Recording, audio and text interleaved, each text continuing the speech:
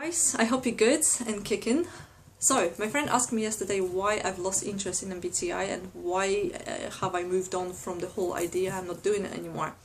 Actually, I used to be a quite big fan of MBTI to the point where I was obsessed with it. Well, not like crazy obsessed, but pretty obsessed. I did my research in 2011, so that's where I started, 2011. Did my research, did the test, scored INTJ. And everything that I read did actually reason with me quite a lot. So I got all my friends, my family, my neighbors, my boyfriend, everybody I knew took the test, tell me the type, and that way I knew who I'm dealing with, I knew what to expect and what not to expect from people.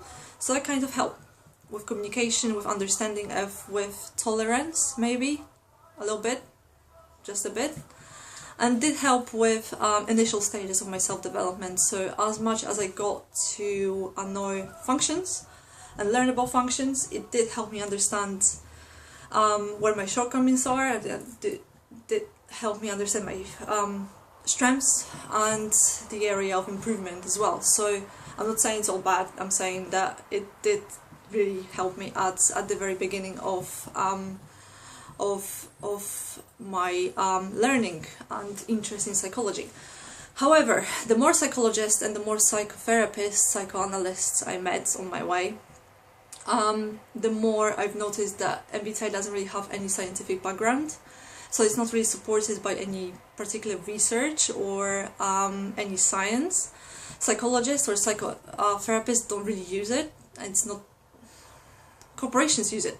Corporations use it to type a person whether or not a particular person will be suitable to do a particular job, but otherwise I don't think it has anything to do with psychology as such. So it's a great subject to talk about between your friends, and it might help some manager to type someone to do a particular job, but it doesn't really have that much to do with personality as such. So it's kind of very black and white as well. So that's the second thing. It doesn't really allow that much room to consider any other aspects of personality that would be demographics or sex, age, upbringing, experiences as a child, and influences you've got from your parents. Say, for example, I've got quite developed SE function and the 5 function based on how my parents were. So my mom is ENFJ, and she's obviously a very caring, loving person, and being raised next to this person obviously impacted on me. And the same, my father, who is ISTP, also had influence on my personality right now. So that kind of things do really affect your personality, and that's not what MBTI test for. The test actually is very basic, especially the test online. It just takes several questions that are really kind of basic, and you can't really judge personality based on just these questions. So a lot of people, I mean the majority of people that I knew, including myself, tested various types across the time. So it's that you cannot really rely on that, you know. It's not extensive research, it's just it gives you a skeleton of a personality, but it doesn't really give you that much information about a specific person. It doesn't really allow any room for whatever is outside of that questionnaire there. So it's extremely basic. So that's the second thing. And the thing that actually made me leave it and never come back to it again was the stereotyping behind it. Was that when I met people, quite a lot of people that I met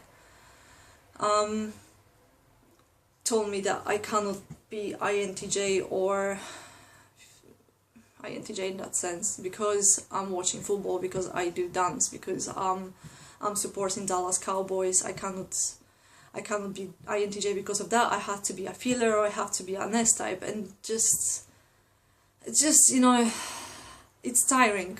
because people seem to know you better than you know yourself in a way. So certain people that I met from MBTI community just took it too far in a way. MBTI is kind of an idealized image of a person as well, so I met a lot of people from different types that claimed that their type is the best, their type is the rarest. You've got N types debating S's shallowness, and you have S's debating N's, you know, snobism maybe, or intellectual snobism. So you've got a lot of that stereotypes that it doesn't really serve anything. Like, even if the type is rare, it doesn't really translate into reality in any way, so it doesn't matter. And as I said, it just fits that idealized image. It kind of serves to tickle ego in a way rather than any particular purpose. So that was my personal experience with MBTI and the reason why I ultimately decided to move on from this. But I hope that actually for someone else it might have different values and bring much more enlightenment. It's just my story why I don't trust it anymore. So I hope it helps someone.